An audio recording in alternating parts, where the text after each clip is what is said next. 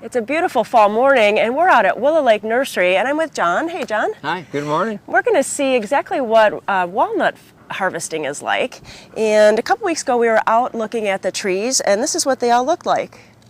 Right, and after a couple of weeks, especially if we get a lot of fog and rain, the walnut starts to split, and then naturally, if Mother Nature behaves, the husk opens up, falls out, and falls apart, and the nut drops to the orchard floor. So we have at times use a cherry shaker to shake the nuts down, but that gets expensive. So if Mother Nature behaves, we'll get them on the orchard floor naturally. And so it's similar to the filbert harvest we saw not just a few weeks ago.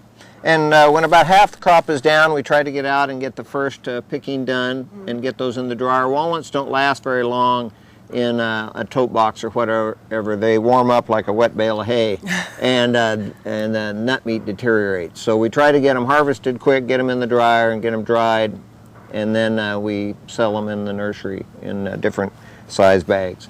So we're going to watch and see how the sweeper picks them up and see that process going through the shakers and the sorters and then into the dryers. Right. Well, great. Well, let's go over there and see that now. Okay. John, these totes are the ones that have come in from the field now. Yes. And they're ready to go into the dryer, to the processing and then to the dryer. And I noticed some of these nuts here have like a blackened husk to them. And what happened here? There's a little critter called a Walnut Husk Fly. It's about a third of the size of a house fly, and in August and September, it'll sting the green walnut husk and lay its eggs, and this is what happens to the husk. Quite often, if you get the husk off, it's still an edible nut meat inside, but if you check with your local garden center in September, they'll give the recommendation on how to try to control that. So we should be watching that in our home garden too. And then, so now these will be going in, and a homeowner can dry them too. Yes, over usually a floor register, we dry them for about 23 hours at nothing over 103 degrees, and most ovens won't go under 103 degrees. So a floor register or on wire outside, just some place where the air can get around them.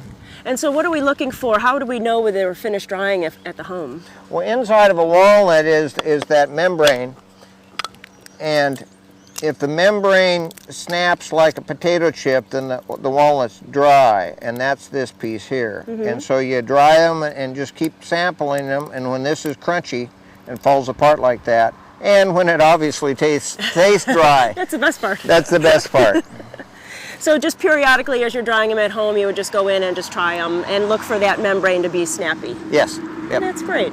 Well, we can come out to your nursery at Willow Lake Nursery on Windsor Road, correct? Yes, Windsor Island Road in Kaiser.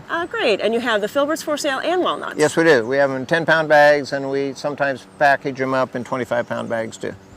Well, it's great. With the baking season coming on for Thanksgiving and Christmas, it's a great place to stop for fresh nuts.